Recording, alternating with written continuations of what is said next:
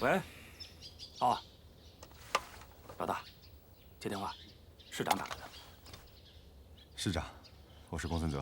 我命令你，同意绑匪的一切条件，打开监狱，马上放人。绝对不行！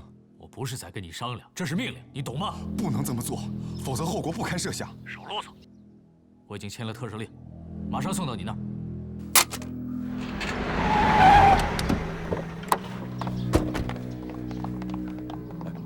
你们看，市长秘书、财政局长都来了。都在里面。废话，你老婆在里头关着，你能不来？里面的人听着，我是市长秘书，市长已经签发了特赦令，我们正在打开监狱释放犯人。事已至此，马上抽派警力，维护全城的秩序吧。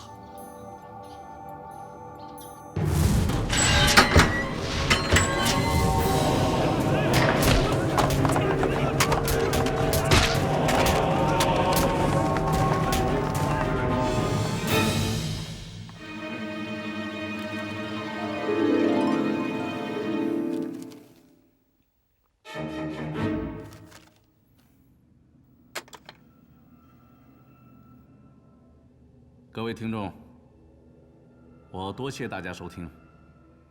现在是幕间休息的时候，在此之后，我还有更精彩的报仇行动。各位，下一幕可以说是德城历史上值得纪念的一天。仅仅1个小时的时间，就让我们焦头烂额，但是我们不能够放弃努力，也不能丢失信心，起码。 我们还有一个内应在里面，那就是 Sherry。他在里面，以我对他的了解，他不会坐以待毙的。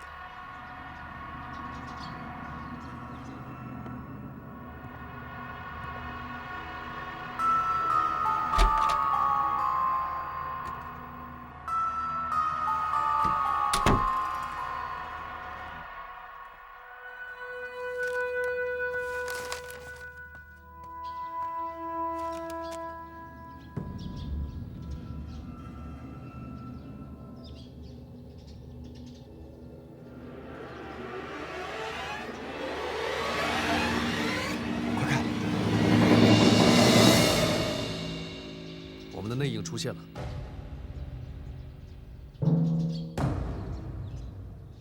快注意看，西面侧门最薄弱。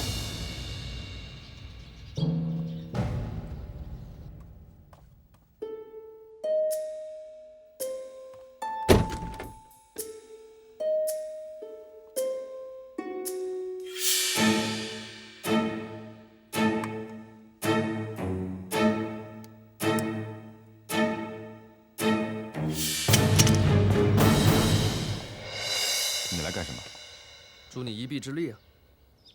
我一个大检察官给你打下手，你还不领情吗？出发。探长，小 Q 电话。喂，快说，我正忙着呢。嘿嘿嘿嘿，天才的我刚刚从录音带上恢复了这么一句话，你听。一定要找到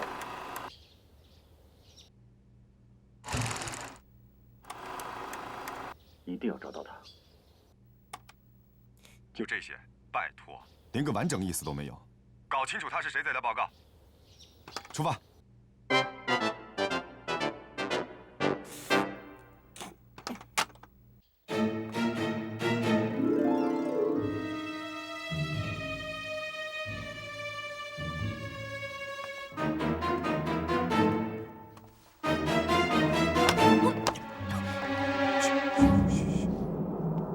他怎么在这儿？ 你们清查不够彻底。老四，老五，放开我！怎么了？胡法医，你一个大美女只身来杀我，我很荣幸。你觉得他真的是一个人来的吗？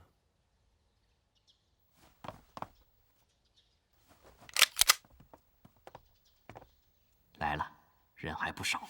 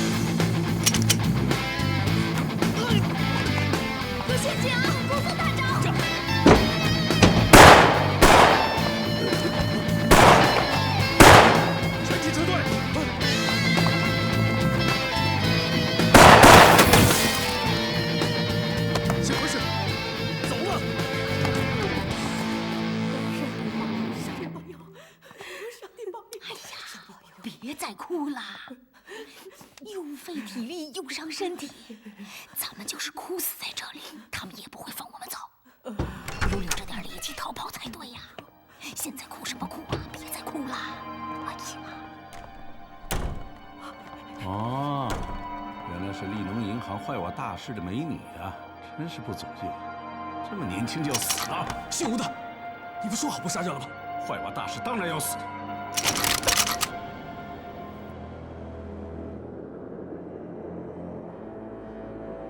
你试试看。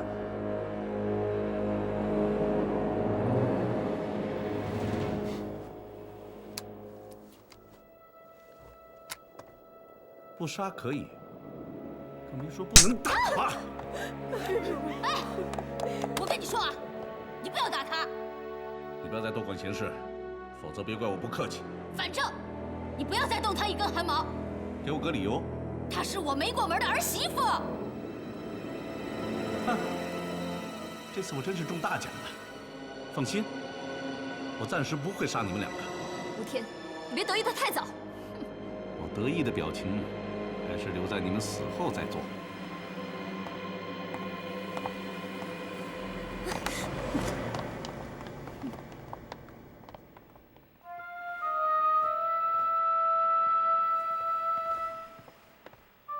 我是不是害了你了？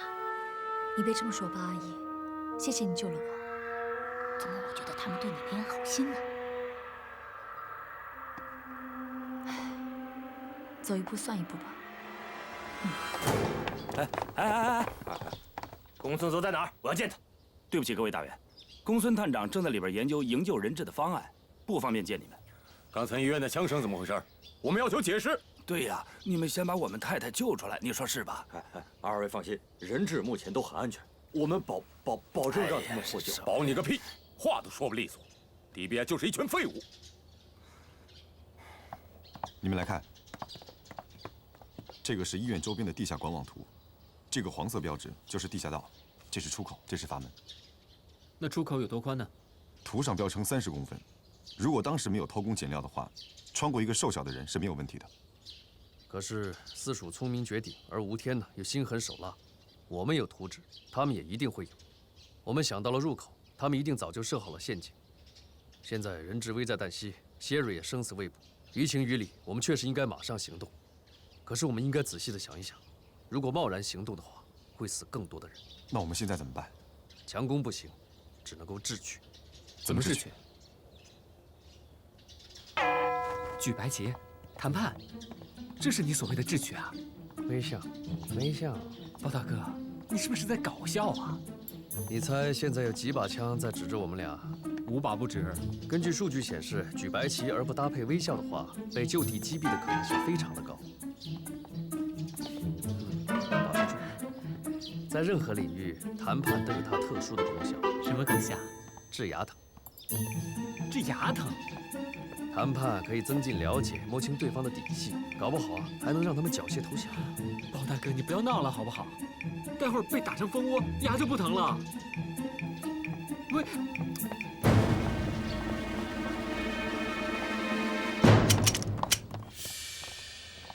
嘿呀，两位够有型的。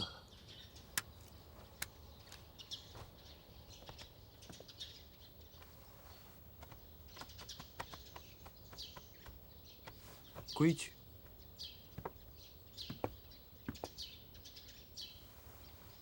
你不用看着我，我知道你不服气。可是你身上有伤，这样就算我赢了，也不够痛快。信不信我照样打得你半身不遂啊？我有让你把手放下来吗？你到底搜够了没有？这么举着手很辛苦的。够了，走吧。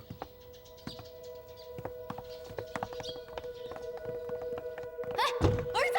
哎，闭嘴！跟老人家说话要有礼貌，没人教过你吗？哎，你怎么来了？谢瑞，你脸怎么了？没事。女人都打，你是不是男人啊？包正，你是不是男人？连自己的未婚妻都保护不了，还让别的男人给他出头，未婚妻？好了，楼上还有人等着你呢，走吧。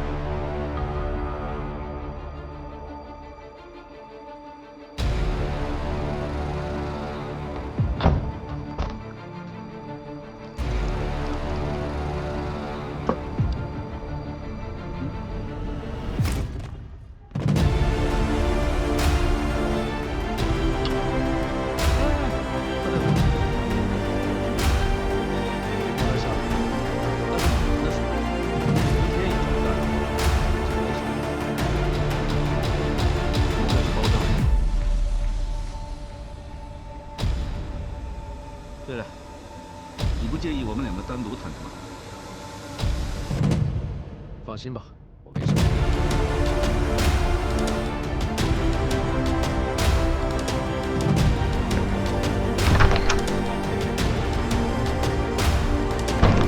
道我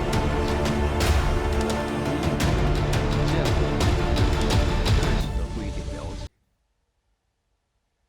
你想起来我们在哪儿见过吗？我倒很希望你能够给我一点提示。答案只能你自己去揭晓。不得不承认，你确实是一个下棋能看5步的谋略高手。你太过奖了，我只不过是一个小小的管账先生，在孔雀眼里，狠角色还多的是。你到底想要什么？一般来讲，钱、权力、女人是最重要的。但是对我来说，这些东西都不算什么。我坐了10多年的牢，这10多年来，我一直在想，等我重见天日的时候，我只想向那些欠债的人讨债。欠你债的人很多吗？欠我债的人不多。如果用这些人质一命偿一命的话，这医院里的人质大概就能剩2个人了吧？你不可能把欠你债的人都杀光。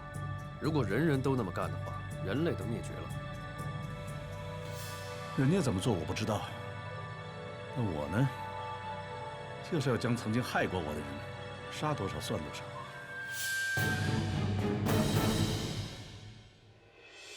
你还真是一个不折不扣的恶魔。我不算，充其量就是个恶魔手下。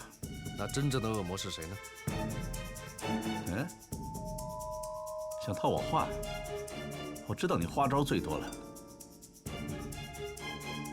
对了，我看你还是回去准备一下吧，因为游戏很快就会开始。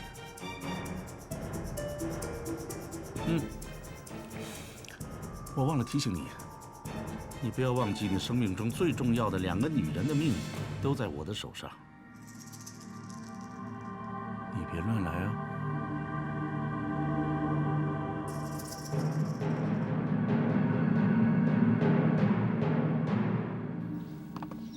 见到人了吗？谢瑞很安全。通过这次与吴天的谈判，我发现几个问题。吴天现在所做的一切事情，应该是早就计划好的，早有预谋。看他的样子，是会顽抗到底，绝不回头。这还用你说？我也知道。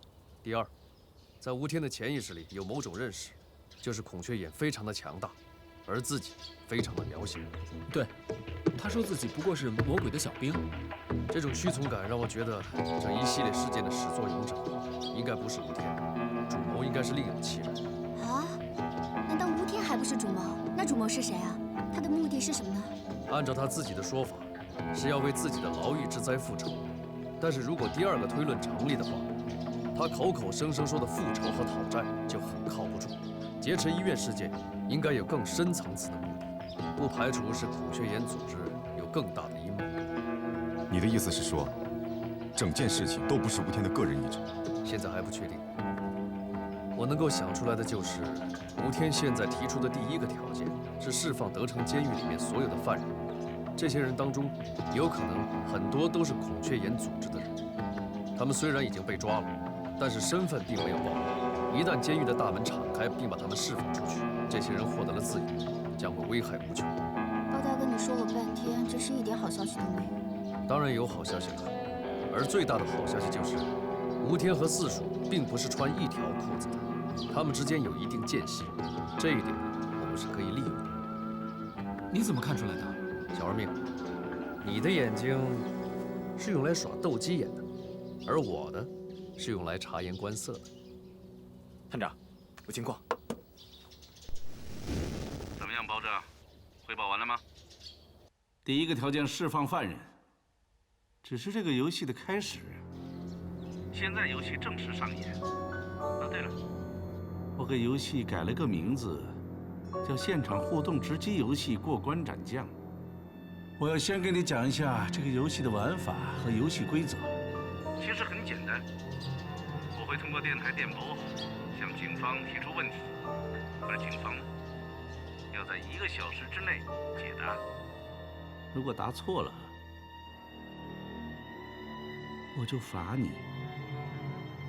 罚什么呢？我会杀一个人质。为了使游戏更刺激一点，我打算就先选这些所谓官太太们玩，好不好？不说这么多了，现在游戏开始。你首先要到一个地方，不冷不热，三思而后行，听到了吗？现在是1点，第一题的截止时间是2点。到一个不冷不热的地方，三思而后行，这什么黑话呀？这不是黑话，这是一个谜语。谜语？那谜底是什么呢？这是个地图谜语。不冷不热指的是温州，也就是温州路。三思而后行是数字谜语，三思而后是5，所以吴天是想让我到温州路5号走一趟。整队去温州路。等一下，这里还需要你，我找一个搭档去就可以了。包大哥，我跟你一起去。谢谢，你去不合适。谁比我还合适啊？还有一个人。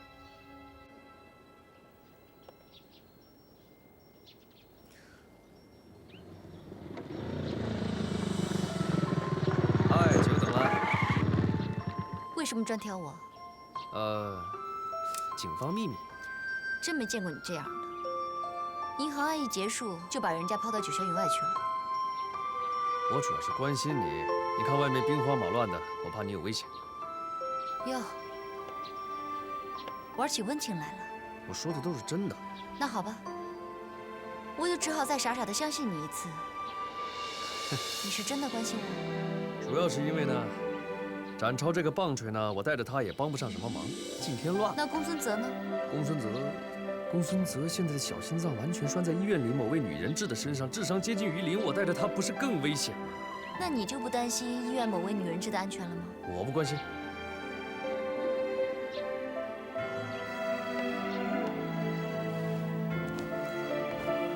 我说的那个女人质是包妈。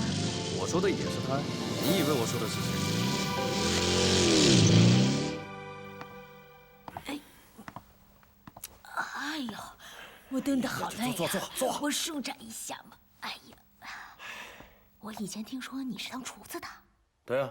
你以前那个工作，又赚钱又体面。你想想看啊，就算世道再乱，饿死谁也不会饿死厨师，是不是啊？那干嘛干得好好的厨子不做，来做贼，多危险呐！你爸爸妈妈多担心你，你知道吗？我二哥是孤儿。哦，怪不得呢，是童年缺乏爱，心里有阴影，是不是？怪不得老黑着脸呢。其实啊，我明白，你心里面不好受，那你就应该早点成个家，有一个人生的目标，有老婆孩子，有好的生活，是不是很好啊？啊？哎呦，怎么了？没有遇到好姑娘是不是？不要紧呐，宝妈给你介绍，我认识很多漂亮的女孩子呢。你还有完没完？干嘛？你再唧唧歪歪的，我一枪打死你！我是啊，说重了也不要那么凶嘛你。二哥，真是无妄之灾呀！好端端的一个人就这样没有了。这种事儿，谁能料得到啊？你说，是小杨啊，也是命里有此劫。这下班啊，正赶上下大雨，不小心啊，连人带车一起摔到江里去了。温州路5号到了。你说说，这到现在活不见人，死不见尸，这留下他一个人孤苦伶仃的，你说这可怎么办呀？真是可怜呐！奇怪，这里是温州路5号没错吧？没错。不过这里只发生了一起寻常的失踪案。吴天费了这么大周折把我们弄到这儿，不会是为了这个吧？事情没有那么简单，这其中一定是有原因的，有待我们去发现。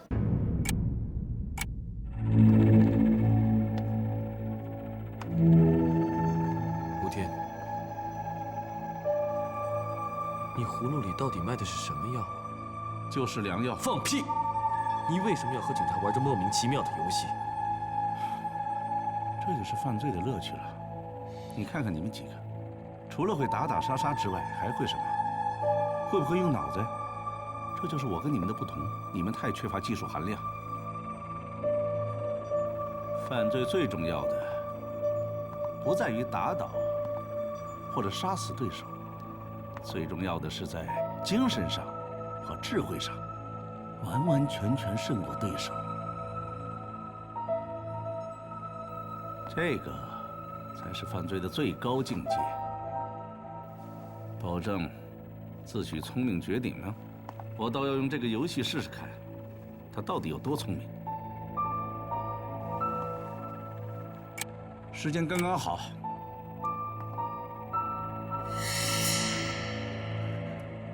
那位太太，你准备好了吗？喂，你干嘛？他有心脏病的。有心脏病不是更好吗？可以早点死。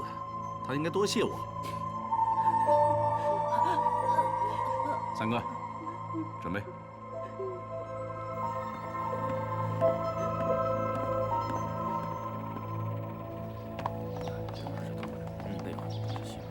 市长大人，公孙探长辛苦了。不辛苦，我的人正在大街上维护秩序，重新抓捕那些出狱闹事的犯人呢。这什么态度啊？市长是来慰问你们的。抱歉，人质被困，压力巨大，重压之下没有好态度。你好了好了，公孙探长，你赶紧说说情况吧，怎么回事？目前为止，除了院长张泽以外，没有进一步人质伤亡的消息。我们已经尽一切可能与歹徒周旋，保证人质的安全。哎呀，现在里边到底什么情况？你们知道吗？安全，安全，枪都响了还安全。哎呀，这样拖下去不是办法。你们应该尽快的拿出一个切实可行的方案来呀！你们真是太无能了。我太太要是在里边有个3长2短，我为你吃问。探长，有状况。呀，那是我太太。公孙探长，你倒是想想办法呀！你说你是探长，你养这么大群废物是干什么的？我跟你说啊，我太太是部长的外甥女，她要是有个3长2短，你们都得革职严办。不好意思，请问这里是林小林家吗？你们是？我是小林的同事，这位呢是我媳妇儿小梦，还不赶快问嫂子好？嫂子好，嫂子你既然顺便，别太伤心了。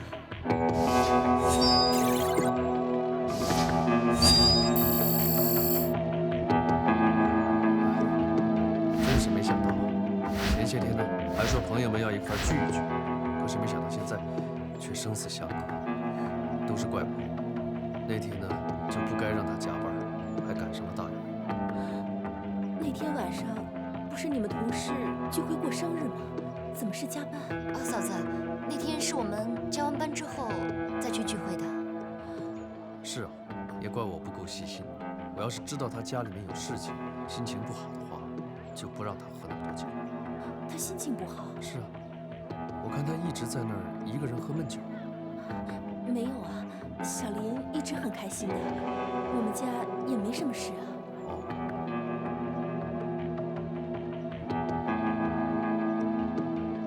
我怎么从来没听小林提起过你们？哦，我是刚去的。可是小林他从来不和新朋友一起出去喝酒的呀。你看你，我都说你这样来太唐突了吧？你非要来。是，我确实有点太唐突了，不好意思啊，嫂子。那我就先告辞了啊，我走了。哎，嫂子你留步。嫂子，节哀顺变，多注意身体，有事儿就跟我们联系啊。可是我还不知道你们的名字呢。根据我的判断，林小林根本就没有死。他没死。他不仅没死，而且正是他本人跟他妻子合谋了一个诈死的好戏。怎么说？第一，林小林已经知道前2天朋友有聚会，所以他那天故意喝了很多酒，为他坠入江中制造舆论基础。第二，最近一定是麻烦缠身，所以郁闷至极。他的柜子上放着抗抑郁的药，但是他老婆却说他心情很好。第三，就是马上就要入冬了，可是床下只有一双女士的凉鞋，足见他们想等事态平息之后离开这个城市。所以林小林非但没有死，而且一定就在这个城市的某个地方。那他会在哪儿呢？这是我刚刚在洗脸架上发现的有旅店名称的香皂。鸿祥旅社。还剩下15分钟。公孙泽，你不能再等下去了，必须采取行动。目前我也无能为力，林夫人的性命掌握在包正手上。我不管什么包正不包正，你是探长，我找你说话。如果现在贸然强攻，不但你夫人的性命难保，还会威胁到其他人质的安全。这个责任你负得起吗？我不管。你不管？哼！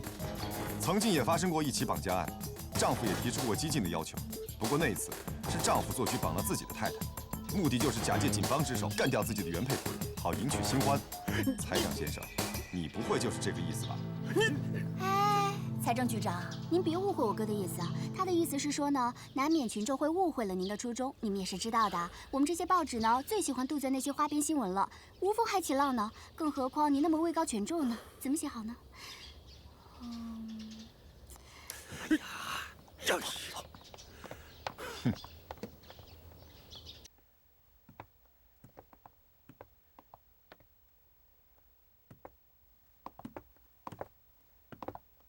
住店吗？我们做的都是合法生意，证件齐全的。你别紧张，我们就是问几个问题。你问什么问题啊？我想知道你这儿有没有从前天晚上住进来到现在还没有退房的客人？我帮你查一下。有2位，一位是太太，一位是先生。您找哪位啊？我要那位先生的。在405。把405的房间钥匙给我。好。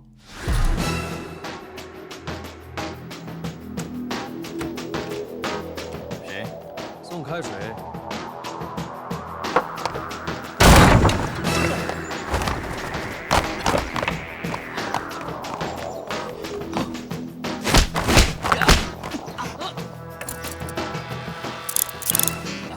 跑？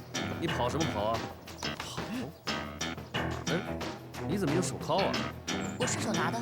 又顺手牵羊是吧？疼。林小林，你为什么诈死？我没诈死啊！哼，知道他吗？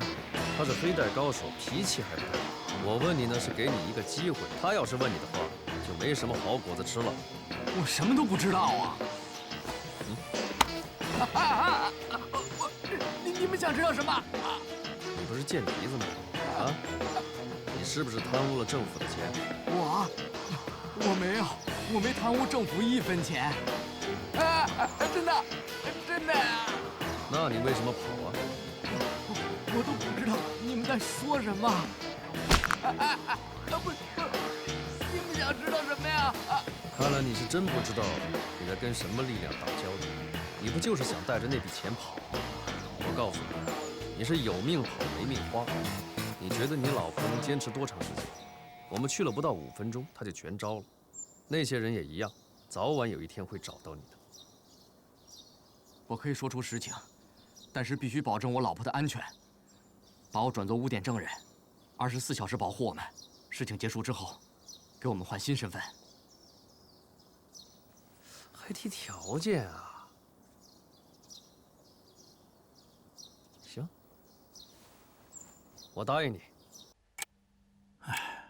包拯，我对你非常失望。你这是在逼我杀人吗？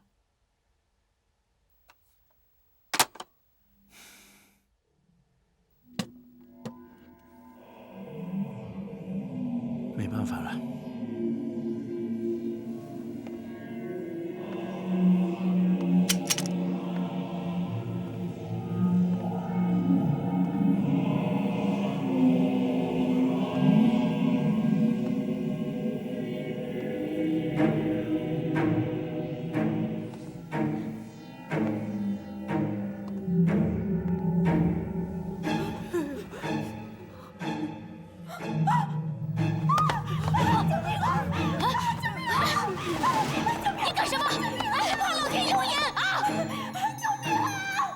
如果这个世界上真的有老天爷的话，那今天的事不会发生。吴天，你言而无信，你这个小人！我是小人？为什么？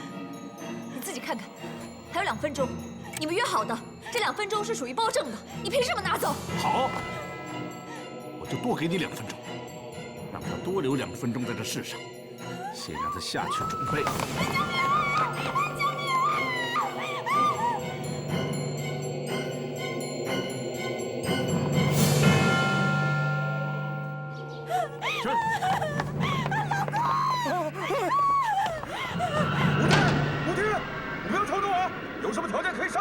只要你放了我老婆，我答应你的一切条件。好啊，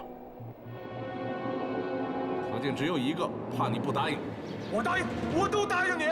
听好了，10年前你拿走我的东西，我要你交出来，立刻把他交出来。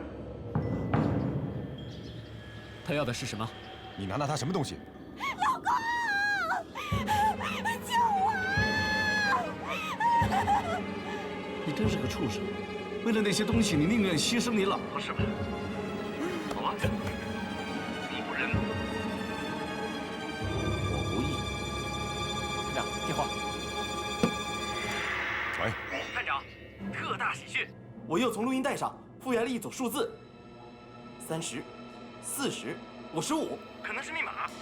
是密码就破解开再告诉我，我这里人命关天。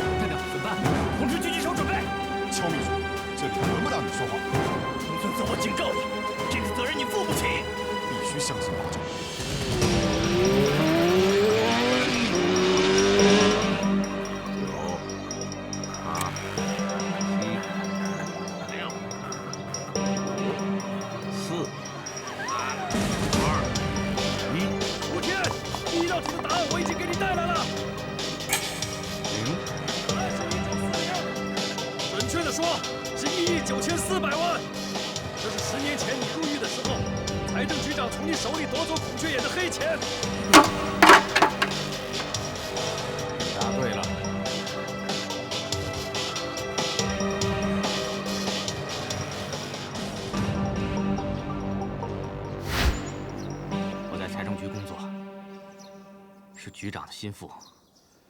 当年吴天吃了官司，局长知道吴天掌握着孔雀眼的财政大权，于是就以减刑作为交换条件，从吴天口中骗取了1亿9400万的黑钱，并据为己有。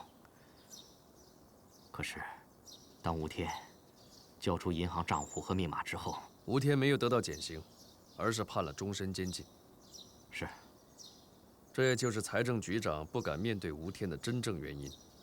当年，就是我帮他处理的这笔黑钱。我知道的那么多，他就给了我点小恩小惠，就把我给打发了。这个就是你诈死的原因。我这几天赌博输了很多的钱，所以你就想偷偷的挪走这笔黑钱，然后再玩个诈死。反正财政局长他也不敢报案，你就可以远走高飞了。你真的太天真了。要不是我们及时的发现你，你可能就真的死无全尸了。保证，你你果然是不同凡响。他这是胡说，完全是栽赃陷害。我因为没有给他升职，他就要挟报复。我要求警方马上逮捕这个人。你这个混蛋！我告诉你，人证已经在这儿，赃款也早晚会被找到。我劝你最好是能够保持沉默，休想逼我就范！你不承认没有关系，我会作为独立检察官，以巨额财产来历不明罪控告你。窃钩者诛，窃国者侯。谁贪得无厌，谁是罪犯？你们现在都清楚了吧？财长先生，你还有什么话可说？好，事已至此，你只要救出我太太，她是无辜的，我愿意退出所有赃款，并且真实供出多年前那件事真实的主谋。这你可以放心，解救人质本来就是警方的职责。求求你，吴天，我第一关已经闯过了，现在你该兑现诺言了。你放心吧，我吴天说到做到，我一定会放人。放人！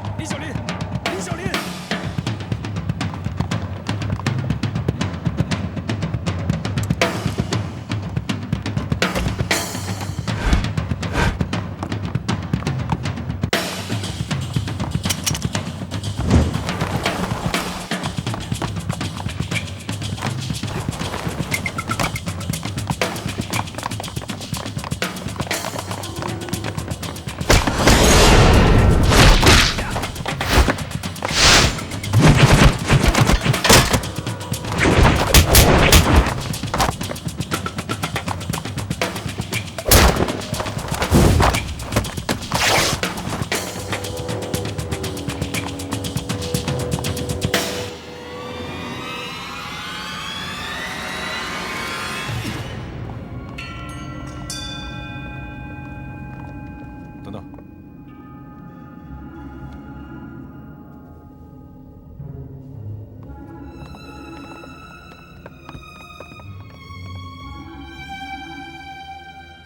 你怎么看？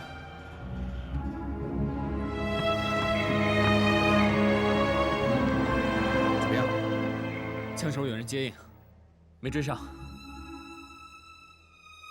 银子弹。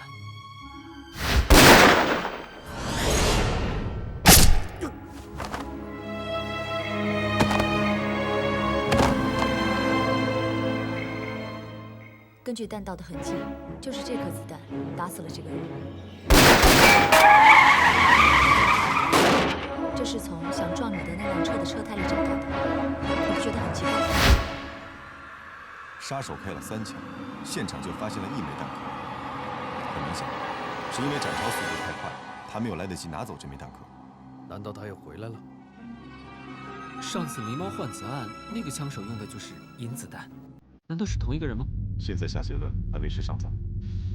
这种子弹不是普通杀手的事。上一次银子弹出现，枪手在危急时刻救了包大哥一命，是个好人呢。但这次却杀了3个人，这是死了4个人，还有一个是我们的弟兄。再怎么想都想不通啊！那个人到底是谁？跟包大哥有什么关系？黑也好，白也好，杀人就是犯法，犯法就是罪犯，是罪犯就要抓。经过对比，2颗子弹属于同一型号。你是说，那个人救了我一命？他为什么要救你？任何人，不管是谁，只要和罪犯扯上关系，都要调查。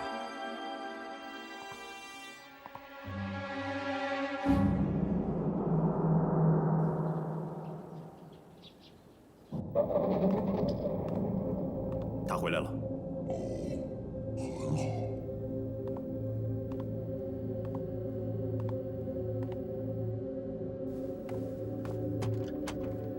台长已经被解决了。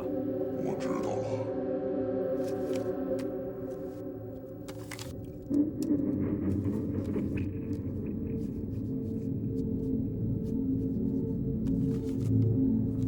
去吧，把他发出去。是。师长，这里实在不安全，你还是避一避吧。吴天，你言而无信，放人后又杀人。公孙探长，这与我无关。很明显是他身后还有人，幕后主使怕事情败露，杀人灭口，你明白吗？吴天，你受到的不公平待遇，警方一定会查个水落石出。你不要一错再错，让悲剧重演。这个世界，悲剧每天都不断的在上演。我敢担保，这里在上演的绝对不是最坏的悲剧。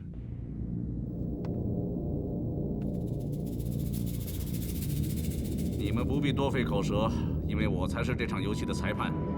你们只可以选择继续玩下去。你在干什么呀？我觉得有点奇怪。什么事啊？吴天在出题的时候，他手里拿着一张纸条，而且在念上面的字。这能证明什么呀？证明他不是出题的人。 公孙探长，接下来是专门为你出的题。